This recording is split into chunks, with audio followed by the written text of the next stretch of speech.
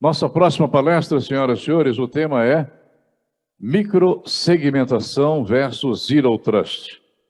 Como a tecnologia de microsegmentação auxilia e agiliza os projetos de segurança da informação de forma simples e rápida.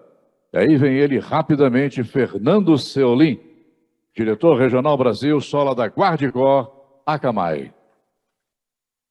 Obrigado. Boa tarde, pessoal. É bom estar num palquinho de novo, né? Vamos lá. Bom, pessoal, meu nome é Fernando Seolim, eu sou diretor regional da Akamai. Eu vim pela aquisição da Guardicore, mas estou muito feliz da Akamai ter comprado a gente. A Akamai ter comprado a gente foi um negócio bastante interessante. E eu vou falar um pouquinho disso para vocês, e de como a gente está ajudando algumas empresas, e de como é que a gente vê essa questão de Zero Trust. A gente vê muito buzzword no mercado, né, óbvio, mas eu queria mostrar algumas coisas para vocês que não é todo mundo que está mostrando, entendeu? Que é justamente para vocês, na hora que vocês estiverem caminhando por um projeto de Zero Trust, vocês terem o big picture total do que é que tem que ser feito, do que é que acontece num processo desse. Tá? Primeiro, qual que é o problema que a gente está tentando resolver? Se vocês pararem para pensar, nos últimos anos, a quantidade de investimento feito em segurança, comparado com a quantidade de ataques, é uma conta que não fecha. Então, assim, como é que você pega empresas, eu não vou citar nomes, mas assim, no ano passado aconteceu muita empresa muito grande, setor financeiro, saúde, varejo, todo mundo sofreu. E por que é que esses caras sofreram?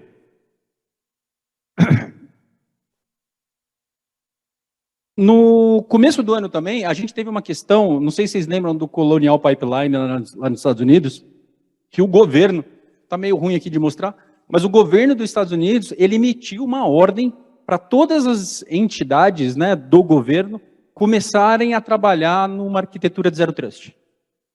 Entendeu? E por que isso? De novo, não é que o que está sendo feito hoje está sendo feito errado, mas os atacantes, eles se ligaram de como é montada a arquitetura das empresas. E eles perceberam que uma vez que os mecanismos de detecção tradicional, eles falham, a capacidade de causar um dano operacional é muito grande. Basicamente, né, na hora que o atacante ele consegue, de alguma forma, entrar dentro do perímetro da empresa, e ele consegue botar um zero day ou um malware desconhecido lá dentro, ele consegue navegar por onde ele quer dentro da rede. Entendeu? E aí, que as ferramentas tradicionais de segurança, elas ficam um pouco batidas, porque, de novo, eu escutei aqui o pessoal falando de projeto de Firewall, de uma série de coisas, mas o mais interessante é que, e algumas pessoas até falaram, projetos que tomaram 1 ano, 2 anos, muito tempo para acontecer. E qual que é o problema disso? Pelo conceito de Zero Trust, nada pode ser colocado na rede, ou nada pode falar na rede sem controle. Então, se você pega 2 servidores que estão dentro do mesmo segmento de rede, por que um tem que confiar no outro? Por que um pode conectar no outro? E aí é que entra a sacada. O Forrester, quando ele fez isso, ele separou, né, a metodologia disso em 4 grandes pilares, né, que são as pessoas, os dispositivos, os workloads e as redes. Agora, um negócio que é interessante na hora que você começa a olhar isso daqui, quando você fala de ZTNA. O ZTNA, normalmente, só está falando de pessoas e dispositivos até entrar na rede. Ele não fala do que acontece dentro da rede. E aí a gente já pegou situações bastante interessantes, que o pessoal fala, não, eu coloquei aqui Zero Trust, eu tenho aqui minha solução do ZTNA, e o projeto não anda. Por que é que o projeto não anda? Primeira coisa para você fazer um projeto de Zero Trust é você ter visibilidade.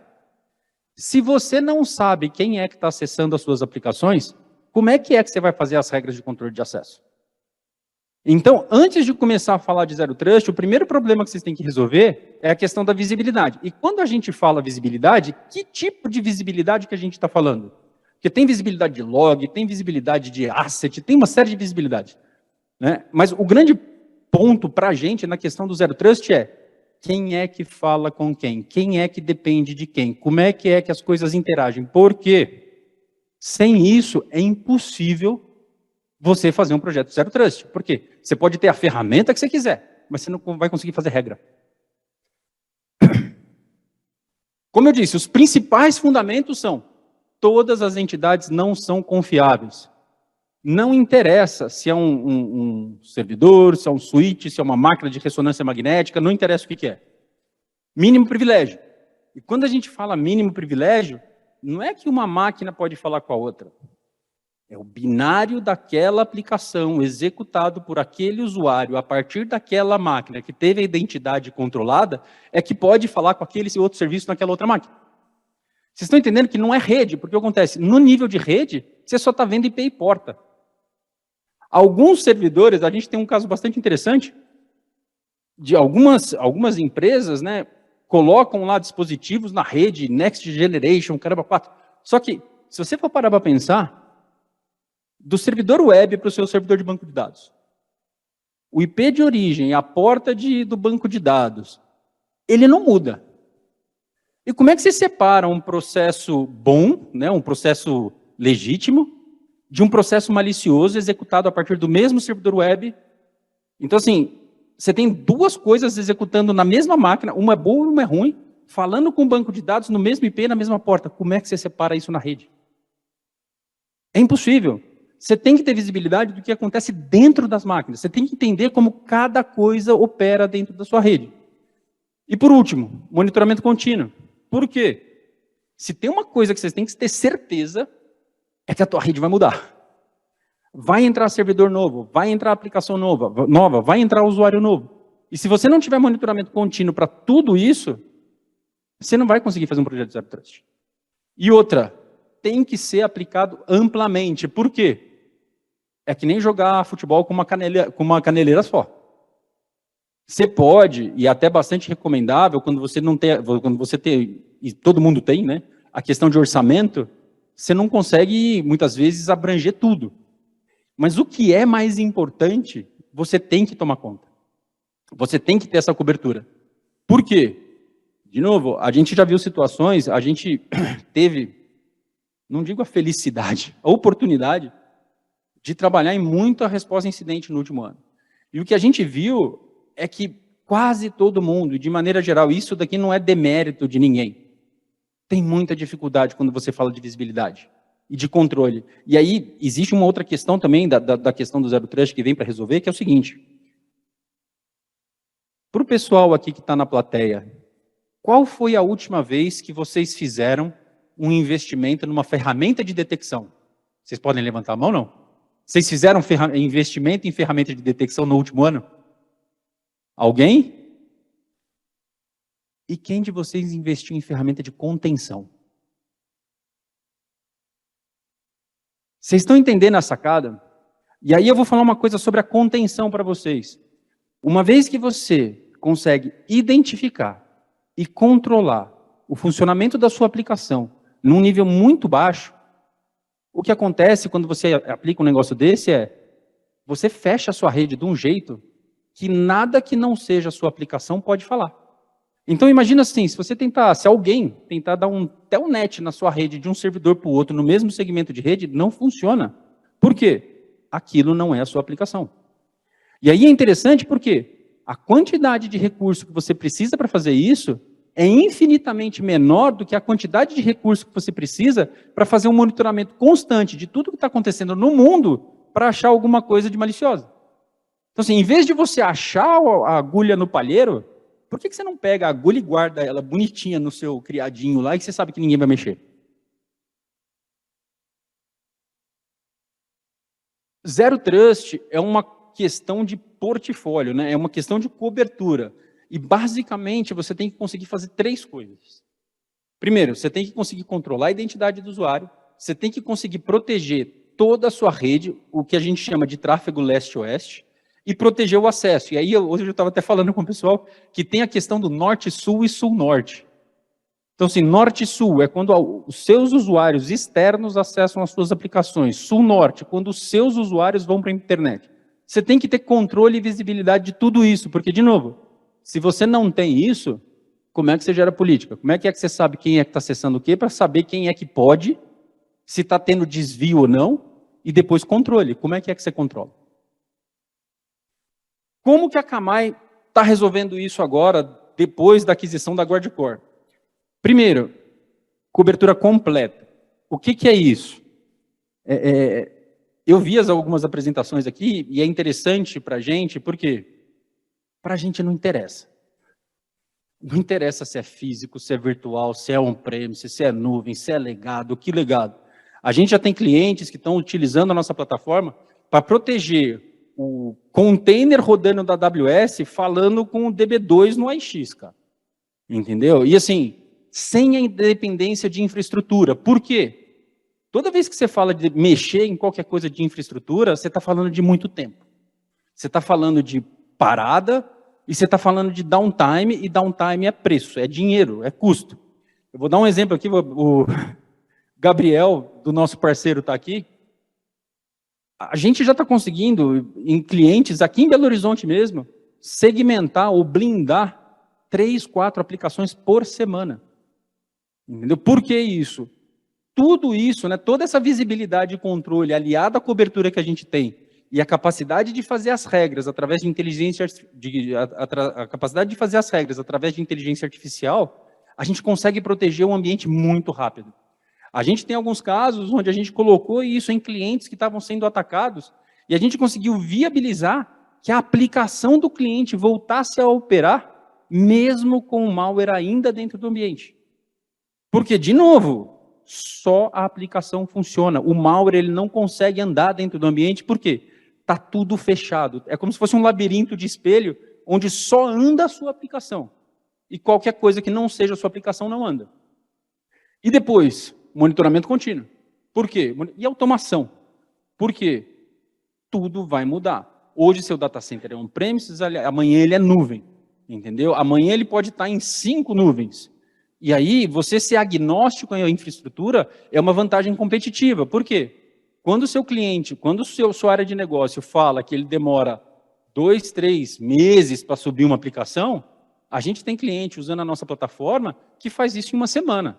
Por quê? Não interessa a nuvem, não interessa nada do ponto de vista de infraestrutura. Você vai ter todo o mapeamento completo de tudo como é que é, de tudo, como tudo se fala. E se você mexer, a solução entende isso e ajusta as políticas de controle de acesso automático. Quando a gente... Quando a gente fala de cobertura, controle desde o usuário até o miolo do data center. Isso é um negócio do ZTNA que também é interessante, que muitas empresas não falam isso. Os caras chegam e falam assim, eu garanto que o usuário chega dentro do data center. Depois eu vou mostrar um desenho disso interessante. Legal, mas e a comunicação entre as aplicações? Se o seu terceiro faz um RDP para dentro do data center pela sua solução de ZTNA, na hora que ele está dentro do data center, o que impede ele de fazer um movimento lateral lá dentro? Ele já está lá. Controle leste-oeste entre os ativos da aplicação. De novo, o que impede alguém, né, subir um servidor novo lá na sua AWS e fazer uma comunicação para um banco de dados que já está lá dentro do mesmo VPC?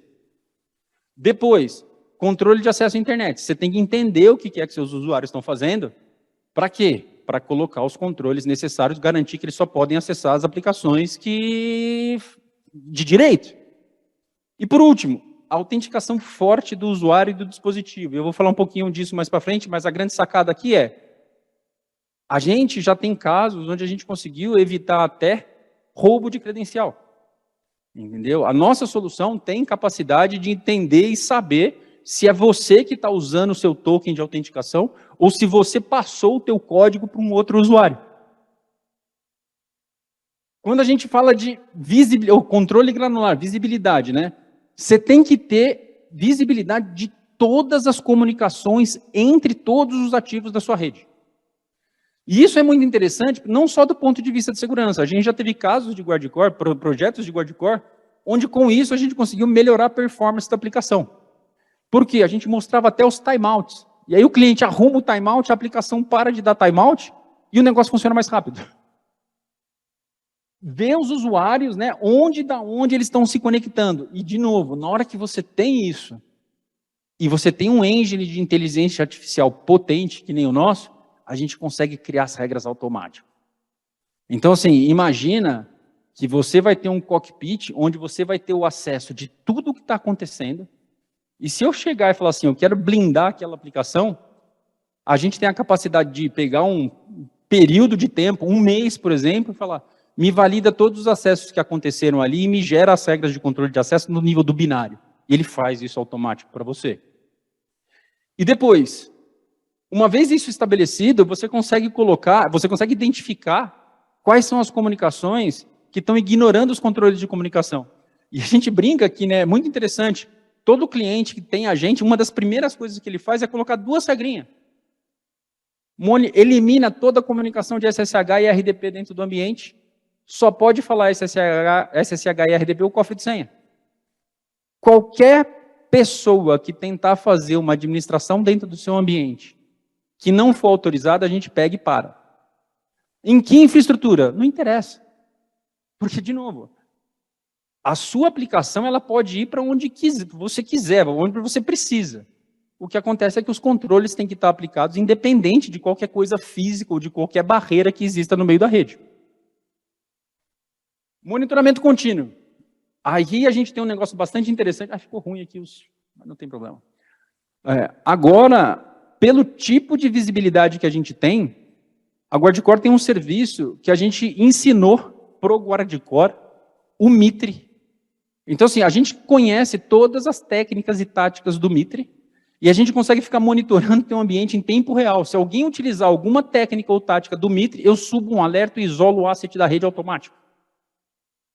Para que isso? De novo, vocês têm que ficar olhando para o negócio. Do ponto de vista de segurança, vocês têm que garantir que a sua aplicação está funcionando e nada mais. Se qualquer coisa que a gente perceber, e óbvio que isso combinado com vocês, tiver causando qualquer tipo de acesso ou coisa diferente dentro da rede, a gente avisa e já controla. E por último, né? A forma como a gente trata movimento lateral é um negócio diferente, porque, de novo, não interessa para a gente o que é e onde é que está. Se alguém tentar fazer um ping não autorizado dentro do seu data center, ele não funciona. Quais são as capacidades únicas que a gente tem? Primeiro, o Guardicore, né, assim, saiu isso recentemente. A gente, apesar de ser uma empresa nova, o Forrester reconheceu a gente como a melhor solução de microsegmentação do mercado. Depois, a Akamai. A Akamai, eu não sei se vocês sabem, mas assim, 40% de todo o tráfego do mundo passa pela Akamai. Todo mundo que está aqui nessa sala, na hora que você liga o teu celular e passa no Spotify, no Google, cara, tudo isso é acelerado pela Akamai. Os bancos, todo mundo é acelerado pela Akamai. Então, a capacidade de insight, de conhecimento, insight de segurança que a gente tem, é um negócio único. E esses produtos estão se falando. Duplo fator de autenticação. Aqui é um negócio bastante interessante, porque a gente tem um tipo de patente onde a gente conseguiu transformar todo o dispositivo móvel num dispositivo FIDO2. Isso quer dizer o quê? Você consegue colocar autenticação forte com validação do usuário em tempo real sem a necessidade de comprar hardware. E você consegue implementar esse negócio com alguns cliques dentro da sua rede. Por último, os serviços de hunt, né? Não por último, mas os serviços de hunt, então, monitoramento em cima do Mitre em tempo real de tudo que está acontecendo. E agora sim, por último, a gente já tem, não só na própria Akamai e Guardicore, mas nos nossos parceiros, um conjunto de pessoas que já está muito acostumado a fazer isso. Está aqui o exemplo, o pessoal da Shield, que está fazendo segmentação de 4, 5 aplicações por semana em clientes aqui em Belo Horizonte. O que é que a gente faz? Né? É diferente, está um pouquinho de ruim de ver aí, mas o que a Guardicore faz? Está ali embaixo, deixa eu ver, dá para mostrar ali? Não. É segmentação baseada em identidade. Não é EDR, não é antivírus, não é anti-malware. Entendeu? Efetivamente, é um negócio diferente. Outro ponto importante, se vocês pegarem um modelo de arquitetura de segurança proposto pelo Gartner agora, microsegmentação aparece como um dos controles mais efetivos de controle e proteção de redes. Por quê? Microsegmentação para ataque. Entendeu? Microsegmentação de verdade para ataque. O que mais? O Forrester é a entidade que inventou o Zero Trust. O conceito de Zero Trust veio do Forrester. E esse documento que saiu, acho que, se eu não me engano, foi em setembro do ano passado. Não, foi Q1 agora. Microsegmentação é essencial para Zero Trust. Para o pessoal de segurança. Segurança, quando eu fiz o CISP, quando eu comecei lá para trás, é um negócio que você começa de dentro para fora. Você não faz segurança de fora para dentro. Você tem que conhecer muito bem o que é que você trabalha, como é que as coisas funcionam, porque, de novo, é uma questão de política. Como você faz as políticas, como você faz os controles. E só uma solução de microsegmentação vai te dar a visibilidade e o controle necessário para você conseguir fazer isso. E a gente ganha o prêmio de melhor solução de microsegmentação no mercado, mas isso é outra história. E o que é que a gente está fazendo?